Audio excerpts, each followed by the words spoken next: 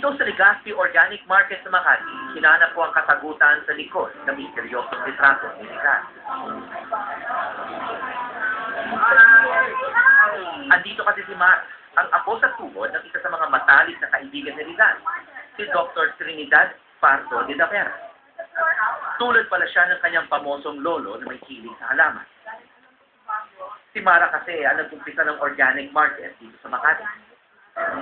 Alam ng lolo mo, si Trinidad Pardo de la Vera, itong ginagawa mo, ano kaya hindi ko? Sasabihin niya, hindi lumayo sa ugat ang apo ko. Kasi sabi nga nang nagtuturo ng agriculture, isa siya sa mga founders ng Los Baños, UP Los Baños. Isa rin siya sa nagpo-protect sa mga tribal people. Bukod sa hilig sa mga natural na produkto, ipinamana rin ng kanyang lolo ang mga kwento ng pagkakaibigan nila ni Rizal. Mga kwentong matatagpuan dito sa Pardo de Tavera Collection sa Ateneo, kung saan karamihan sa mga gamit ni Rizal ay maingat na naitatago. Kabilang na ang lamparang ito na ginamit ni Rizal sa mga huling araw niya. Ngunit hindi lang pala lampara ito. Ano pala siya?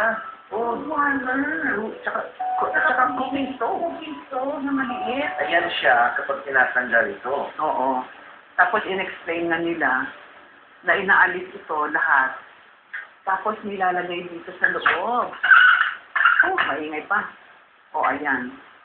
Tapos doon niya siguro inikot yung papel at pinasok ulit. At ayun na. Yung ultimo Diyos. Kasi kung Espesyal ito para kay Mara dahil galing pala sa kanyang pamilya ang nasabing kalan na lampara. binigay pala to ng aking lola, si Juliana Goricho Pardo de Tavera, kay Rizal. Hanggang sa huling araw niya, dala niya, no? Kaya, yun ang aking unang naramdam was, wow, ang tagal ng kanilang pagsasama hanggang sa bagay na yan, di ba? Magkaibigan mula pagkabata hanggang sa mga huling araw ni Rizal.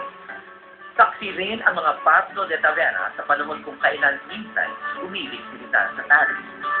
Mga pagkakataong nakunan raw mismo sa mga litrato.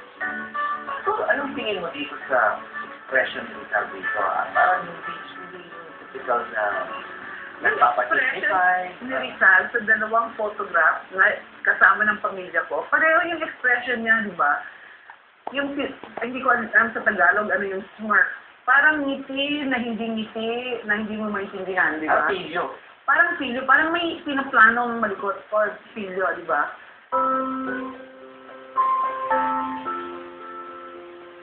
Nalaman namin siya pala ang maaaring dahilan kung bakit may ngiti sa mga labi ng ating bayani. Kasama ni Rizal sa larawan si Nelly Busted. Si Nelly Busted ay anak ng isang mangangalakal na nag-asawa ng Pilipinas. Nelly Busted ay kalahating Pilipinas. Isa rin dito siguro nakapag-attract kay Rizal. Dahil kahit sabihin mong puti siya, ako Pilipinas.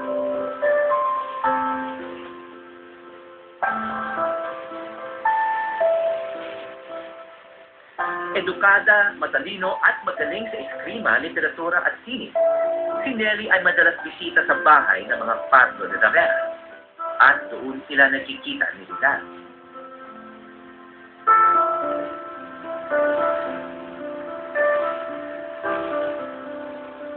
Kasi parang family friends, madalas nandun yung So, family. within that small circle, parang sila rin ang nagliligawan, no? Si kaibigan ni Rizal, si Juan Luna, ay pangasawa niya si Paz. Kaibigan ni Rizal yung mga kapatid ni Paz, no?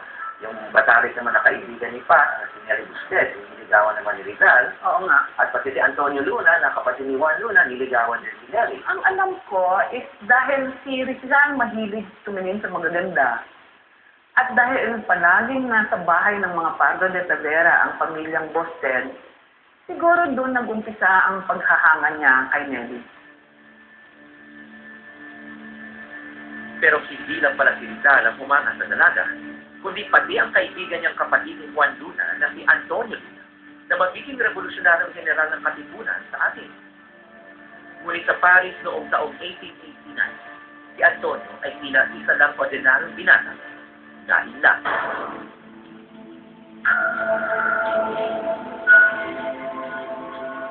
Ang problemang malaki ay si Antonio Luna, nililigawan niya si Nelly. Ito ay naging bunga ng sandaling away ng dalawa. To the point na may isang panahon na nalasing si Antonio Luna, hinamon niya ng duelo si Rizal dahil ininsulto daw. Pero may mga nag-interview na medyo mamalalamig ang ulo at nakigil yung away.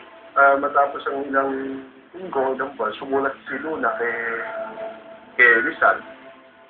At sinabi nga, noong una sinasabi mo, hindi mo nililigawan si Nelly. Ngayon, kung nililigawan mo siya, ako, atras na.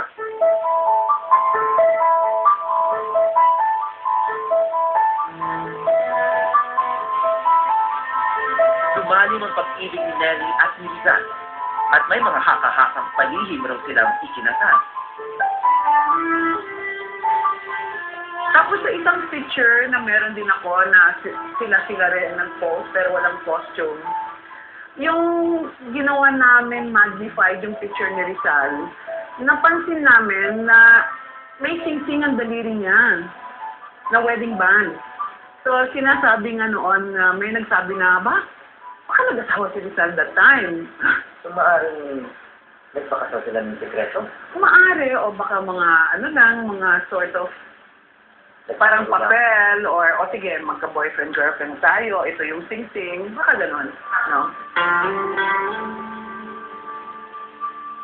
Ngunit magiging panandalian lang pala ang kanilang kasiyahan dahil may mga kaganapan sa France na tila magbubura sa ngipin ng ating pambansang bayani.